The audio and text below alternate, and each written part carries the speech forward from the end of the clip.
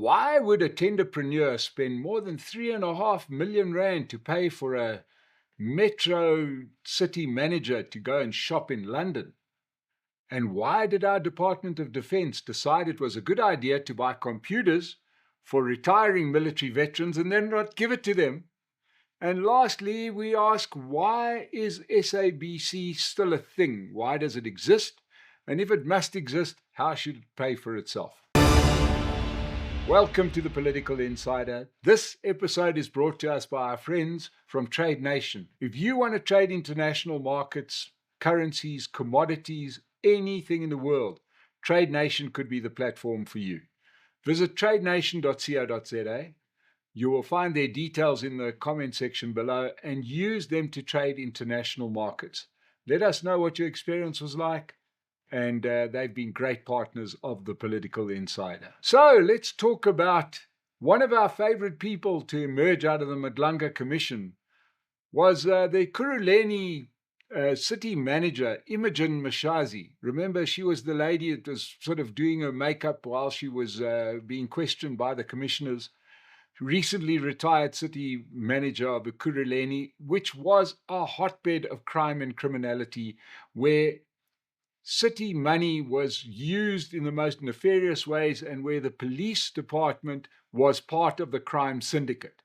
Now, we reported some time back, and it's worth reporting again, that the very same Imogen Mashazi jetted off in a private jet, cost 3.5 million rand with her husband and two other friends, Dineo Selatswane and Dr. Tebogo Maleka, on this plane that flew from Lanseria, supplied by ExecuJet, a Dassault Falcon 900 EX. To those of you that know planes, this is quite a fancy thing.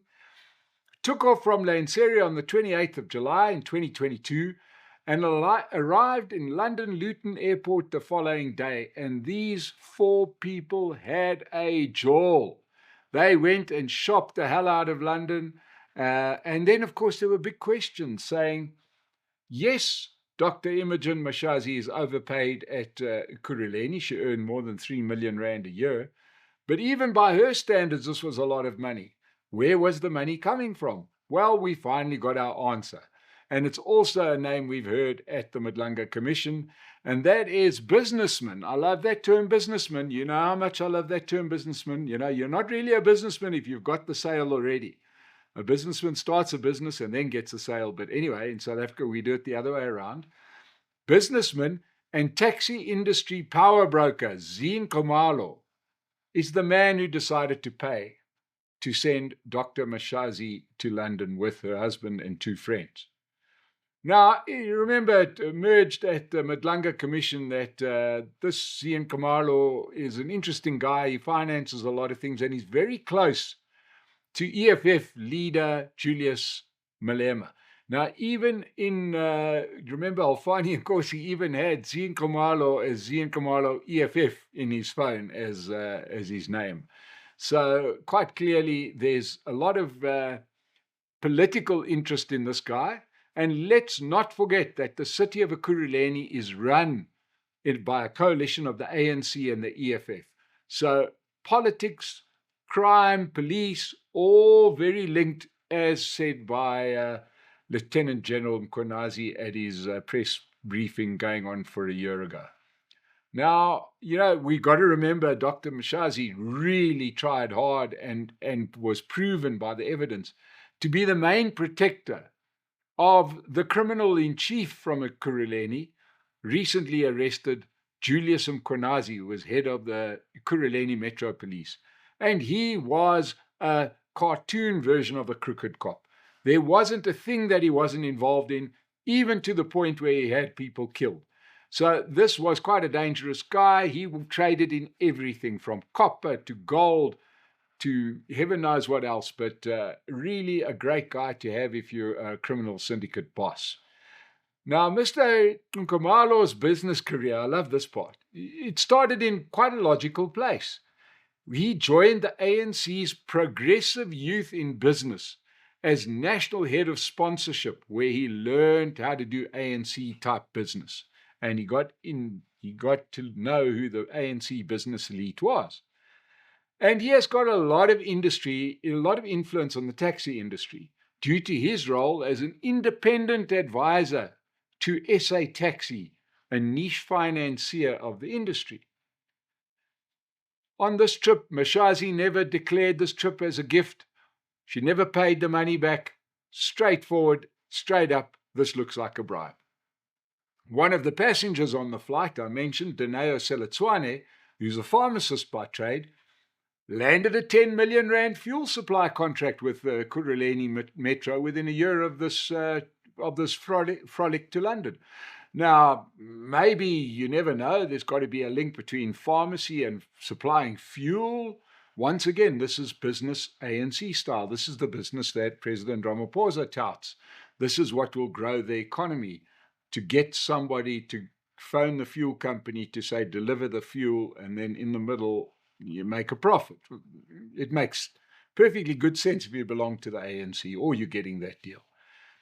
I doubt if Mr. Nxumalo, who spent 3.5 million rand on the plane alone for the junket for a city official and her friends, would do it if it wasn't in his business interests. We're yet to find out exactly what those business interests are. But I want to focus on one other industry, another angle on this. For decades, the taxi industry has been the source of stress for South Africans and the punchline to every joke. But what we've heard in these various commissions has shown just how inextricably linked the taxi industry is in the world of organized crime in South Africa. We've heard about Jothan Swazi Msibi, Joe Ferrari Sibignoni, Zian Kamalo, and many others running crime syndicates, enjoying close relationships with politicians and always with the descriptor taxi boss. But nobody ever investigates the taxi industry. I mean, when Swazi died, Julius Malema delivered his eulogy. And Nhlanhla Mkhwanazi arranged the security for his funeral. I mean, these are powerful people with powerful connections in government, in the state. And this industry just seems to be absolutely the source of crime, but nobody ever seems to have the courage to rein them in or even do anything about it. Now, it makes sense.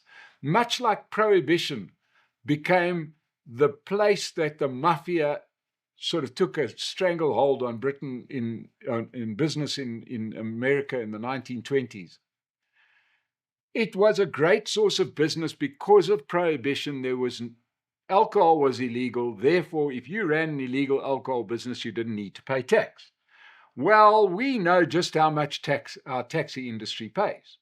Therefore, if you start a business in the taxi industry, it is tax-free, right? You don't declare tax. You don't pay, PAYE. You don't pay VAT. You don't pay corporate profits. It all just goes to the bottom line. It's obviously an industry that's going to attract people that are not serious businessmen, as by the true definition, not businessmen in the South African definition. Now, with the country on the threshold of a question mark around the future of the government of national unity, thanks to the impeachment of Cyril Ramaphosa, we could potentially see President Paul Mashatile taking hold and getting into a coalition of his own. And these people are particularly close to the taxi industry. So how will this problem ever be solved in South Africa? Sadly, I think it won't. Right now, there doesn't seem to be the political will to do anything about the taxi industry, regardless of what comes out of the Madlanga Commission. But there's another case of the tentacles of the taxi industry reaching all the way into Ekurhuleni. We've got some wonderful people in this country, but now the Special Investigating Unit is probing why the Department of Defense and Military Veterans purchased 10,000 tablets, computer tablets, not tablets that you take when you're ill, but computer tablets. Right? They bought 10,000 of them with the aim of upskilling retired military veterans at a cost of 53 million rand. But only 3,000 of them were delivered. 7,000 of them have never been used and are hopefully in a warehouse somewhere in Pretoria. This harebrained scheme, the only way to describe it, was hatched between 2021 and 2023 and cost you and I 53 million rand, despite there being no plan in place as to what would happen after you handed out these freebies of tablets to people that one would imagine have been in the military their whole lives and never been near a computer. How would these people become technologically literate? Well, apparently that was going to be the job of the State Information and Technology Agency, SETA. That fell down.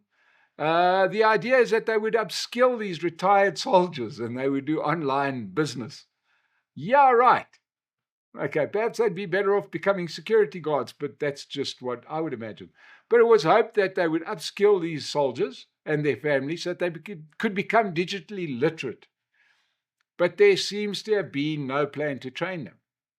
And 3,000 of these tablets were delivered to soldiers, while apparently 7,000, we're still waiting. Now, the Auditor General picked up this spending irregularity a year ago, but the SIU can only probe when the President has issued a proclamation, because you can't just go and investigate a government department. Apparently, you need the President's permission. Well, surprise, surprise. The President has not issued such a proclamation. And despite the fact that this was picked up in July of last year, President doesn't act fast. Unless your name is Andrew Whitfield, in which case he acts with lightning efficiency to fire him as a deputy minister when he flew after the president didn't give him permission, despite being asked a couple of times. So the president, unlikely to give permission for the probe, but as this happens, 53 million rand is wasted. Now, we know that our schools are desperate for this kind of technology. And with all the best respects, those military veterans, probably my age, many of them could become digitally literate, but you're probably on the odds better off putting them in the hands of schools where they could do some good for students. But no, we've got money to pay for old military veterans to get technology, but not for young learners to get technology. There's got to be more value in empowering school learners rather than military veterans in their mid-60s that have spent their lives shooting at targets, I presume. Talking about shooting at a target and missing, how about the SABC? This is an organization in absolute decline. Okay, there's a relic of the past. It's sucking money out of the fiscus. And despite its inevitable demise, the government is still trying to find a way to make this ox wagon behave like a Ford Mustang. Not going to happen. Now, it emerges that SABC doesn't even have enough money to broadcast in all of South Africa's official languages, as mandated by the crazy constitution. And when I say crazy on this language thing, 12 official languages, that's a mess. No broadcaster could or should have to broadcast in all those languages. But anyway, that's their mandate. It was a great idea back in 1994 when SABC had the monopoly on television. Well, here's the news, South African government. The media landscape changed, and it changed dramatically. It changed with set-top boxes, then satellite television, and now we've got the internet. And people get entertained by watching programs like this, entertained and informed, right? Is there still a use for the SABC? Well, the problem started many years ago. That well-trodden road that the ANC knows so well because they built that road for the past 3 decades. And that is to deprive the very entity that they run of its most economically active sector, which is the middle class, right? It's not about race, it's about money. That economically active sector of the market was moved away from watching SABC by the lack of any worthwhile or any content that was produced, perhaps in recent, living memory, or any sporting events that people might want to watch. And then SABC got hell of a surprise when people when advertisers stopped advertising. Then they got an even bigger surprise when people said, well, you know what, I don't need to pay this license because I don't use SABC anymore. Right? And we've seen the same things happening with schools where the government doesn't want to run a decent schooling setup, and then it gets surprised when private schools become seriously popular. They don't want the police to do their work, and then they're surprised by the growth of the security industry. We are now seeing the same thing happening with electricity, where electricity is being privatized, and their best clients move on. Right? And on top of this, poor old SABC clung and clings onto a licensing model which has ceased to work anywhere in the world outside of Britain. It is a crazy idea, a 20th century idea that ran out of road a long time ago. Licenses are merely like toll gates, and it only works if we are all agreed that we'll use the same road and if the road is kept in a good condition. Otherwise, I will not pay for my license, right? Or if I've paid for the road already, I won't pay every other time because I've paid for the road already. If the road deteriorates, then naturally people will stop paying the tolls and maybe use a different road or build their own road because these days they can. It hasn't dawned on these geniuses in government. They're thinking of changing. Listen to this one. This is really going to catch you. They think of changing the license idea to, instead of licensing a TV set, they're going to license an individual or a household levy. And of course, immediately we won't see this. We'll be shocked, like Cyril Ramaphosa. We'll say, oh my Lord, my head's about to explode. Here's this levy called a television levy or a media levy or whatever. I have to pay it. Yeah, right. It's exactly the same thing. Why changing the name or changing the structure would change anything? Heaven alone knows. We live in a pay-to-play world. People pay for things like Netflix. People will watch adverts on YouTube. That is their payment, right? They don't need to pay you your license fee for a bad product. They also, here's another part to their great plan, thinking of charging VAT on licenses, some way to get more revenue. And I'm thinking, doesn't that VAT get paid to SARS, not to the person who's charging the VAT? But anyway, that's just me. Are they then thinking of putting in a levy onto streaming platforms? How keen are you to pay a little bit more for your Netflix or your Amazon Prime or Disney Plus or whatever you're watching? Right, so it can go to a government that had no hand in this process that we're involved. We have privatized bandwidth. You've got a privatized service on your own television set. Please, man, it's not going to work. And lastly, their last effort to get out of their financial quagmire is to just ask the state to give them more money, just because. Do these people even live in the same world that we live in? You know, last year I interviewed the communications minister, Solly Malatsi from the Democratic Alliance. And I said to him, isn't it time for you to sell your big building in Auckland Park or your big building on the seafront, waterfront in Cape Town, or while there are still buyers, or sell these radio stations? Because surely you risk becoming like the post office, where you end up with this whole network and then nobody will want to buy it for you. He looked at me like I was speaking Swahili. It is crazy that these people are so far behind the curve.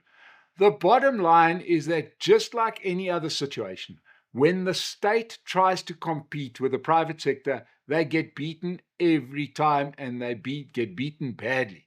And the SABC is the poster child for this. Entertainment never used to be as democratic as it is now. And now that it is, the SABC cannot compete, and they will not compete. Right? Then there's the issue of bias.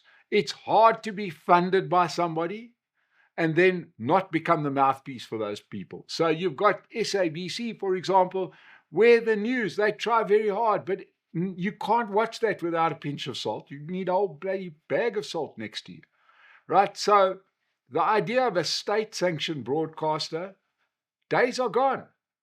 And when it comes to entertainment, of course, it's a brilliant idea, and that is that politicians can choose our entertainment better than a whole lot of people that are in the entertainment businesses. Now, I do understand that our politicians provide some of the best soap operas in the world, But I've met a lot of these politicians, and they're pretty quiet, pretty humorless crooks. They're not entertainers. They're not comedians.